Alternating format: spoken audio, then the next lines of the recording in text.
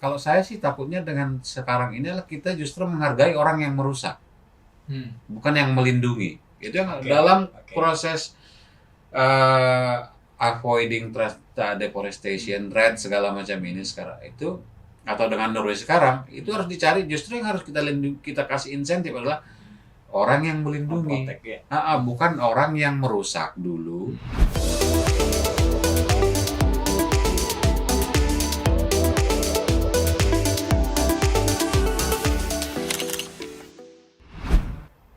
Baik, jadi memang itu menjadi concern. Tapi kalau misalnya 7 juta hektar tadi ini sudah terlanjur dilepaskan, ya kan? Tadi kan Bang Timur, ya udahlah, kalau tidak menjadi penting apakah dia dalam kawasan atau luar kawasan, yang penting tutupannya tetap terjaga. Nah, kemudian pertanyaannya, ketika sudah di luar kawasan hutan, berarti kan sudah di luar jangkauan mandat KLHK atau tugas pemerintah untuk melindungi, memproteksi. Nanti dulu Mas. Nah itu gimana tuh? Terus siapa yang akan ngelola kalau misalnya? Apakah misalnya si perusahaan misalnya? KLHK Tidak tanggung jawab? Kalau dia masih Kementerian Kehutanan, oke. Oke. Nah, Tapi ada L-nya, lingkungan. ada lingkungan. Iya. Itu jadi kita harus menempatkan KLHK itu sebenarnya sangat powerful KLHK itu karena dia menggabungkan Kementerian Lingkungan Hidup dan Kementerian Kehutanan. Nah, lingkungan, dan ada dia juga penyidiknya masing-masing. Ada unsur penegakan hukumnya. Tidak bisa juga sebenarnya, tapi kalau misalnya maupun membawa ke sana itu jadinya di Pemda sebenarnya. Nah, pertanyaannya sekarang ada nggak insentif? Karena kemudian di perusahaan ini jadi salah kalau nggak merusak hutan itu kan? Ya. Karena mandatnya. Jadi izinnya mau membuka. Izinnya adalah untuk menjadikan itu jadi sawit. Iya. Atau menjadikan itu untuk sektor yang lain. Udah mayoritas untuk sawit Mas. Kita inilah pelepasan kawasan hutan itu sebagai porsi terbesarnya untuk pelepasan untuk sawit. Udah. Clear itu angka itu. Jadi saya akan bisa misalnya tinggal cek aja di data pelepasan. Jadi misalnya gini, 3 dekade terakhir itu pelepasan kawasan hutan untuk sawit itu 2,1 juta hektar. 2,1 juta. Itu yang pelepasan. Jadi yang kemudian menjadi sawit lain lagi, karena bisa jadi banyak yang tanpa pelepasan. Sebenarnya kalau secara runutan menjadi Pemda, tugas Pemda begitu dilepaskan. Dan kita relatif nggak punya, dibilang relatif karena agak-agak abu-abu, tidak punya cara untuk menarik kembali kawasan hutan yang sudah dilepaskan menjadi kawasan hutan. Ada kejadian misalnya di sekitar Taman Nasional Tanjung Puting. Entah bagaimana ceritanya, rekomendasi Timdu kepada kawasan yang tidak diminta bahkan. Sehingga perusahaannya pun, karena penuh orang hutan, perusahaannya makan nggak berani juga. Karena yang diminta adalah di blok ini, yang dilepaskan adalah di blok sana. Dan blok yang dilepaskan ini penuh orang hutan. Bukan, dan kemudian menarik kembali jadi Taman Nasional nggak bisa gitu, nggak ada mekanismenya. Itu zaman Pak Sana Priawang itu masih diri sendiri. Bayangkan Mas sudah berapa tahun lalu. Bukan Pak San yang ini, tapi proses mencoba menariknya kembali zaman Taman Nasional itu di era Pak San jadi dirjen saat itu. Nah, dan kita mestinya sekarang kan kita sedang mendiskusikan fiscal transfer ya. Dan kita mestinya menghargai ya. Jadi kita justru takutnya, kalau saya sih takutnya dengan sekarang ini adalah kita justru menghargai orang yang merusak, bukan yang melindungi. Itu yang dalam proses avoiding deforestation, red segala macam ini sekarang itu, atau dengan Norway sekarang itu harus dicari, justru yang harus kita kasih insentif adalah orang yang melindungi, bukan orang yang merusak dulu. Sehingga dari angka rusaknya itu kemudian dia seolah-olah membangun hutan lebih banyak gitu. Nah ini jangan-jangan kita mensubsidi iblis ini nanti gitu ya. Nah itu yang harus dijaga. Maka dalam konteks ini mestinya kita, bahkan kepada perusahaan pun, kita harus memberi subsidi. Subsidi nggak harus selalu uang. Kita harus memberi subsidi kalau dia melindungi tutupan hutan alam di konsesinya. Saya cenderung saya membuka ruang bahwa proteksi oleh perusahaan di konsesinya bisa jadi lebih efektif daripada proteksi oleh negara. Kalau negara itu nggak hadir ke lapangan. Jadi banyak juga perusahaan yang berkomitmen namanya NDPA, no deforestation, no peatland, no exploitation, yang melindungi tutupannya gitu dan dilindungi benar gitu. Banyak yang melakukan itu. Jadi yang begini-begini harusnya jadi kita jangan kasih. sampai kawasan hutan itu atau tutupan hutan itu tanpa pengelola gitu ya. Iya dong. Tanpa yang iya ngurusi dong. gitu. Itu Itu poinnya. semangatnya kembali ke tapak itu kan mestinya Oke. begitu. Resource based management itu kan mestinya ke situ, bukan kemudian hanya di atas kertas. Harus real, harusnya orang KLHK mau di lapangan harus diukur jam kerjanya di dalam hutan. Bukan di dalam kerja. Nah, Iya, enggak ini baik. karena di situ kuncinya, Mas. Jadi kuncinya memang harus mengelola di tingkat tapak. Oh iya, Kan udah ada KPH Bang sekarang. KPH-nya mana yang di lapangan? Nah, maksud saya harus diterjemahkan sampai ke situ. Gitu. Oke, baik. Nah, ini ngomong-ngomong tentang kepatuhan. Kan sampai apa yang saya ketahui, mungkin simposium juga perlu ketahui bahwa 10 tahun terakhir lah, ya kan, untuk pencegahan deforestasi atau pencegahan atau memproteksi kawasan hutan sumber daya alam ini, bahkan 10 tahun terakhir KPK ya itu turun langsung untuk juga melakukan identifikasi tentang praktek-praktek korupsi dalam proses ya, karena seperti kalau saya pinjam istilahnya Prof HK ya beberapa hari yang lalu di simposian juga itu bahwa ini perlu dilihat nih siapa sih beneficiaries ownership-nya, siapa sih penerima manfaat dari proses-proses transaksi itu. Nah, tapi saya nggak mau ngomongin itu, saya mau menanyakan tentang ketika KPK sudah turun langsung melakukan identifikasi, melakukan verifikasi lapangan, praktek-praktek pelepasan, praktek-praktek penerbitan izin, ya dalam konteks pencegahan, ya itu seberapa patuh sih para pelaksana kebijakan atau di tingkat bupati, gubernur sampai pusat gitu mengikuti atau melaksanakan rekomendasi dari hasil upaya pencegahan KPK itu. Ini kayaknya jadi agak jauh nanti Mas melihatnya mestinya. Jadi ini yang mestinya kita ke negara kita harus memang mengutamakan sains ya, harus jadi memang ini risetnya harus menurut saya perlu panjang, tapi maksud saya poin saya adalah saya bisa menariknya agak jauh gitu ya. Karena ini yang kalau saya bilang adalah ini satu sekarang dan ini masalah terbesar kita saat ini. Kalau saya menyebutnya korupsi politik. Oke. Jadi kalau yang terbiasa di birokrasi udah taat nih. Udah relatif taat ya. Dan tahu persis bagaimana mestinya. Tidak bisa. Nah, persoalan kita adalah dengan saat ini kita harus melihat itu kenapa korupsi politik, karena partai politik itu dikendalikan dari Jakarta. Partai politik yang menentukan kepala daerah. Kepala daerah kalau kita lihat tingkat hadirnya izin. Jadi Auriga dulu pernah menghitung. Izin itu meningkat 2 tahun sebelum pilkada. Meningkat lagi setahun sebelum pilkada. Pada saat pilkada biasanya dia agak turun.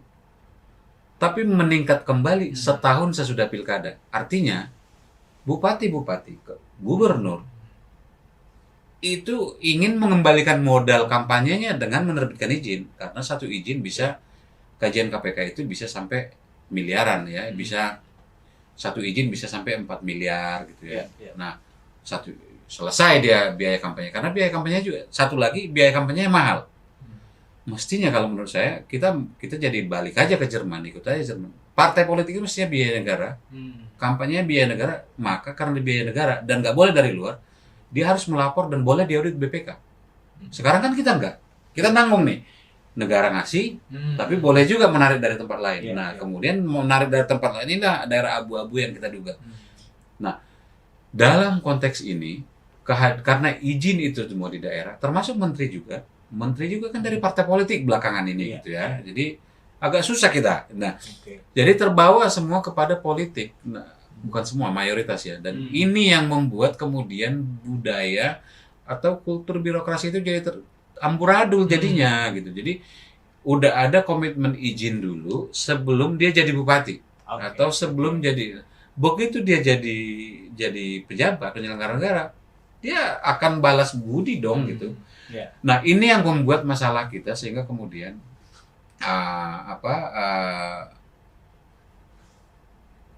kepatuhan tadi tidak terlalu. Yang kedua juga termasuk kepada Pak Presiden sendiri menurut saya. Tidak ada kajian ketika dia mengatakan janji kampanyenya. Bagaimana janji kampanyenya kompatibilitasnya secara data, secara birokrasi.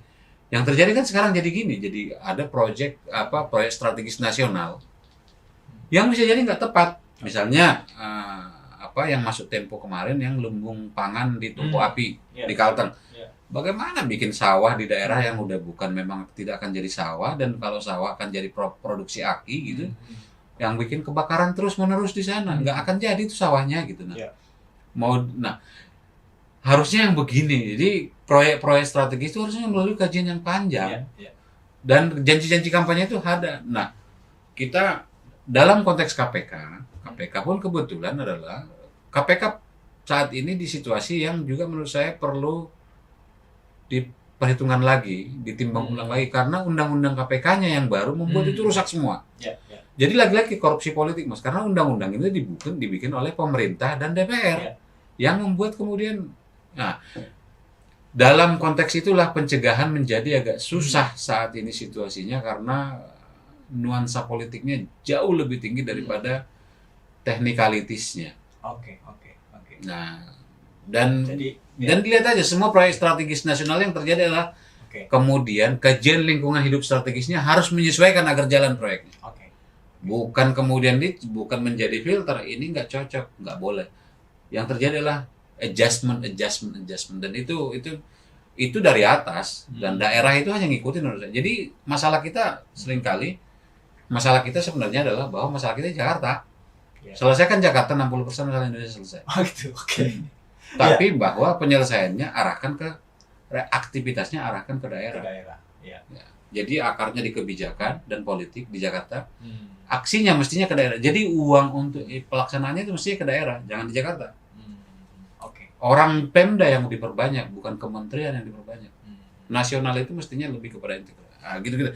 Jadi ini agak melihat ulang memang secara mayor, secara besar desain bernegara kita memang, dan berpolitik kita juga.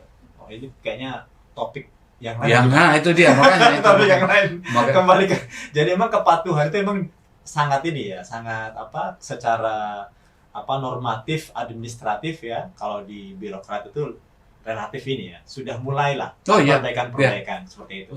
Reformasi kita itu cukup berhasil kepada sistem birokrasi. Birokrasinya kemudian jadi nggak bisa karena ada politik tadi. Tapi kemudian kepada ASN yang memang dari awal sudah dia ASN. Yang susah itu adalah kemudian ada intrusi politik lewat pilkada, lewat pilpres, penunjukan dan segala macam. Ya, artinya secara langsung pencegahan oleh KPK ya itu juga kemudian terlemahkan kembali oleh faktor-faktor politik. Terutama saat ini dengan dengan undang-undang KPK yang baru, yang itu adalah produk politik lagi kan undang-undangnya. Jadi sumber daya hutan kemudian menjadi alat ya untuk transaksi, dalam tanda kutip transaksi ya politik untuk di tingkat daerah ya, sehingga itu juga yang kemudian membuat kenapa sih moratorium itu seperti yang kata Bang Timur tadi ya, lama-lama secara administratif saja untuk melegalkan proses pengurangan terhadap kawasan hutan ini. Mas, kira-kira gini Mas Tanto. Jadi berapa sih yang bisa diambil koruptor dari korupsi anggaran negara? Tapi berapa korupsi yang bisa diambil dari tidak melaporkan berapa besar yang dipungutnya dari alam? Saya pribadi meyakini bahwa koruptor fight back kepada KPK.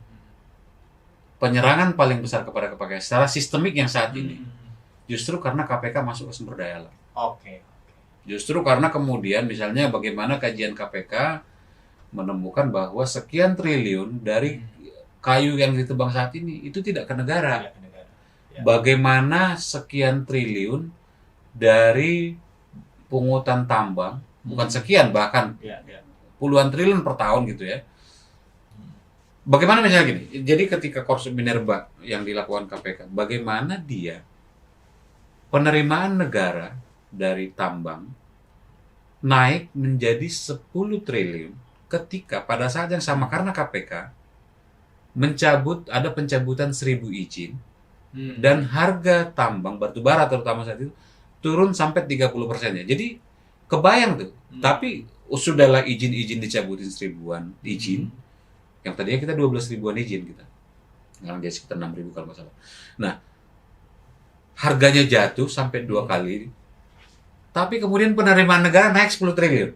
Oke. Kebayang kan berarti. Ini kalau kita anggap ini kali 3, maka sebenarnya kebocoran negara kita tahun-tahun sebelum bisa jadi 30 triliunan per tahun. Hanya kebayang Mas itu. Satu Jadi presiden kebocoran dari potensi harusnya diterima. Iya. Jadi satu presiden aja kita hitung-hitungannya 7 triliun. Kita bisa bikin 4 presiden tiap tahun tuh kalau ada misalnya hanya dari tambang. Baik. Oke, Bang Timur, kembali ke soal moratorium ini. Oke, itu mungkin topik yang lain. Kembali ke soal moratorium. Nah, hal yang sama tadi misalnya Bang Timur mengatakan untuk sawit dalam kawasan hutan saja untuk pelepasan pokoknya terbesar lah di sawit lah ya. Ya, di sawit. Nah, tapi kan 2 tahun terakhir 2018 kan juga presiden punya juga instruksi untuk moratorium perizinan. Jadi Mas gini Mas, kira-kira gini biar saya tidak. Sampai 2018 pelepasan kawasan hutan kita untuk semua kepentingan 7,2 juta hektar. 7,2 juta hektar. Semua kepentingan, semua sektor. Termasuk kawasan transmigrasi. Oke. 5,9 juta. Oke. 6 juta gitu ya. 6/7 berarti 6/7 itu berarti sekitar 6/7 itu berarti sekitar 80%, 70% lebih. Ya. Itu untuk kawasan untuk sawit, Mas. Untuk sawit, ya. Jadi sudahlah, kita akuin aja udah gitu. Oke. Jadi makanya saya agak ketawa aja ketika melihat ada orang bilang deforestasi kita tidak karena sawit. Karena yang kita deforestasi bukan kawasan. Nah, itu kan udah dilepaskan. korupsinya kan di situ, korupsinya kan definisi gitu ya. Oke. Nah, itu yang menurut saya jadi ya saya mending apalagi dia seorang guru besar atau ini ketawa saja lah kita. Gitu. Oke. Artinya Dan pelepasan ini, Mas, saya yang perlu digarisbawahi, pelepasan ini artinya adalah pelepasan kepada izin. Pelepasan kepada perusahaan. Oke. Secara spirit kita, jadi kalaupun sekarang Ibu Menteri mengatakan untuk masyarakat, saya berani bilang itu ntar dulu, masyarakat yang mana yang dilepasin. Ya. Karena pelepasan kepada kawasan kelola masyarakat lokal itu susahnya minta ampun. Ya. Jadi tapi pelepasan kepada perusahaan, entah kenapa itu naik. Sebentar Bang Timur. Ini Kan tadi spiritnya. sampai 2018 tuh, Mm-mm. ya kan, pelepasan sampai 2018. Mm-mm. Nah, 2018 kan kemudian Presiden menerbitkan instruksi untuk Mm-mm. penundaan izin, Mm-mm. izin baru untuk sawit. Mm-mm. Artinya dalam 2 tahun terakhir, ya mestinya sudah tidak ada izin baru. Kan gitu Bang? Mestinya. Karena sudah dapat 5,6 juta kan? Tapi pelepasannya masih ada kok. Sampai kita cek sampai tahun 2020 masih ada pelepasan kok. Jadi itu tadi. Oke. Secara ini jadi tidak salah karena karena pelepasannya dilakukan. masih ada. Tapi yang temuan Auriga sendiri tadi mengatakan ada berapa? 3,2 ya? 2 juta hektar. 3,2 juta hektar itu sawit dalam kawasan hutan. Sawit baru saat ini kita agak susah, Mas. Karena secara bisnis membangun sawit baru sekarang itu relatif nggak profit. Ya. Oke. Yang ada yang saya bilang tadi itu adalah sawit-sawit yang udah lama memang. Itu kenapa saya nggak langsung mau mengatakan itu sawitnya ilegal. Karena bisa jadi sudah kadung dilepaskan orang bikin sawit. Iya. Apalagi yang punya masyarakat. Dia bisa jadi kalau kita lihat komoditas saat ini, karet itu berkurang, karet rakyat. Benar. Dan itu jadi sawit. Iya. Karet-karet rakyat ini seringkali berada di kawasan hutan. Karena kita rejim kawasan. Oke. Nah, apakah kemudian kita salahkan yang begini? Enggak, saya tidak langsung berani. Saya tidak mau mengatakan langsung yang 3,2 juta itu salah. Oke. Justru harus kita pilah satu-satu. Dan ada sekitar 1 juta lebih, 1 juta hektar lebih, itu sawit itu ada izinnya kok gitu. Apakah perusahaannya salah kemudian membangun sawit di kawasan izin? Jangan-jangan persoalan kita adalah antara menteri dan bupati yang nggak sinkron. Gitu. Oke. Kan kasihan orang gitu. Ya mungkin bisa jadi bupatinya nerbitin karena dikasih uang sama perusahaan juga bisa jadi. Tapi kan itu harus kita lihat lagi gitu ya. Iya. Nah menurut saya sih ketaatan kita pada kausalitas ini menurut saya menjadi penting daripada kita kemudian kemana-mana. Itu kenapa data itu penting. Iya. Agar kita tidak nuduh kesana kemari gitu. Oke. Nah, artinya ya dengan 3,2 juta hektar tadi yang sawit dalam kawasan hutan itu yang di luar pelepasan ya? Atau sudah bagian itu termasuk pelepasan? Kalau sudah dalam kawasan, dalam kawasan udah dilepasin ya bukan kawasan lain. Itu dia. Oke. Artinya ini dalam kawasan hutan ada sawit sekian sejumlah itu. Belum pelepasan berarti. Pandangan Bang Timur melihat langkah-langkah pemerintah untuk penyelesaian sawit-sawit dalam kawasan itu seperti apa? Adakah langkah ke sana atau gimana? Ada, kalau langkah itu selalu ada. Itu selalu ada. Dan untuk perusahaan ya? Untuk perusahaan terutama. Untuk perusahaan terutama. Iya. Karena kemudian ada PP 104. Oke, ya. Dulu PP 60, 61. Yang membuka ruang mendaftarkanlah kalian gitu. Iya. Hai perusahaan-perusahaan, seolah-olah gitu kan. Hai perusahaan-perusahaan yang kadung udah merusak hutan saya, daftarkanlah biar saya lepaskan. Kan seolah-olah gitu kalimatnya kan. Iya. Seolah-olah gitu ya. Nanti selama daftar selama setengah tahun akan. Dan kan itu yang sekarang jadi dan angka 3,2 juta bisa jadi udah berkurang karena ada PP 104 yang membuka ruang pelepasan dan itu hanya perusahaan, Mas. Iya. Yang masyarakat mana gitu. Padahal masyarakat bisa jadi udah di sana. Sebelum negara ini ada. Sebelum pemerintah ini bisa jadi udah di sana. Dan hanya kemudian karena kemudian ekonomi dia mengubahnya jadi sawit. Dan kemudian ini karena kampungnya dimasukkan tiba-tiba jadi kawasan itu seolah-olah dia jadi paria gitu kan. Nggak benar kita begitu gitu maksud saya gitu. Jadi harus dilihat. Kalau saya sih cenderung kalau memang dia sawit rakyat. Saya usul diskresi lepaskan saja dia dari kawasan hutan. Karena jadi lepas bebannya KLHK. Tapi ada juga pertanyaan Bang, sawit rakyat yang seperti apa? Itu makanya makanya kita jadi kembali. Sawit rakyat itu adalah yang secara regulasi saja sudah. Oke. 25 hektar. Sudah. Yang di atas 25 hektar dan dimiliki langsung loh ya, bukan dimiliki perantara ya. Jadi sebenarnya saya definisi itu nggak terlalu soal tuh. Karena kalau dimiliki perantara berarti bukan sawit rakyat dia gitu. Atau kalau di atas 25 hektar bukan sawit rakyat dia. Tarik itu ke negara. Jadi kalau saya melihatnya bahkan akan negara jadi surplus karena ada sekitar 2 jutaan hektar tutupan sawit ini nanti orang nggak mau ngaku bahwa dia punya dia karena takut masuk penjara. Gitu. Jadi menurut saya justru penegakan ini kemudian kita jadi punya BUMN baru atau usul saya sih BUMDes. Di BUMDes kan lah dia itu. Oke, Bang Timur, ini menarik sekali ya poin tentang yang terakhir ini. Dengan kondisi implementasi kebijakan, kemudian kebijakan itu sendiri ya, dan pengaruh politik dan segala macam, seberapa optimis Bang Timur melihat berbagai upaya penyelamatan hutan alam yang di luar kawasan yang 7 juta tadi maupun yang masih dalam kawasan? Kalau saya saya mencoba sejujur-jujurnya gitu ya. Berdasarkan analisis saya dengan konstelasi terutama karena menurut saya lagi-lagi akar masalah dan penyakit kita terbesar saat ini adalah korupsi politik. Dan pada korupsi politik ini lihat struktur partai politik mau dari pusat mau ke daerah, pilkada, pilpres, penunjukan menteri, penunjukan pejabat, kemudian bagi-bagi kue jadi komisaris BUMN. Saya kok agak buram melihat Indonesia paling tidak sampai 2024. Jadi saat ini menurut saya yang paling jauh adalah kita pelan tetap kita berusaha, tetap kita harus optimis. Tapi mari berinvestasi untuk melihat Indonesia sesudah 2024 dan efektifnya berarti sesudah 2025. Karena presiden itu siapapun dia butuh setahun biasanya proses penyamaan frekuensinya. Jadi tapi bukan berarti kemudian karena kalau persoalannya gini, birokrasi kita sedang merusak, belum rusak, tapi sedang merusak karena proses politik tadi. ada omnibus yang lagi jadi soal, jadi banyak kritik di mana-mana, dan itu membuat birokrasi kesulitan mengikutinya gitu. Yang terjadi seringkali adalah birokrasi terpaksa mengikuti politik.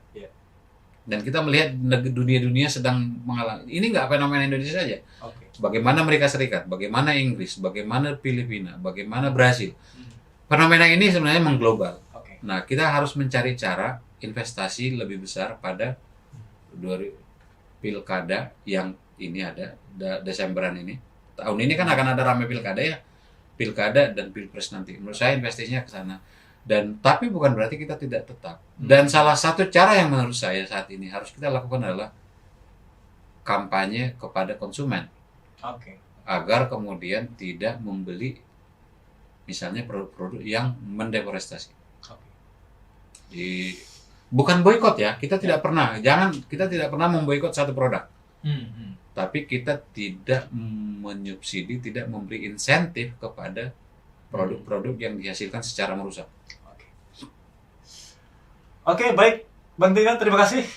Tak terasa sudah hampir 50 menit kita berdiskusi.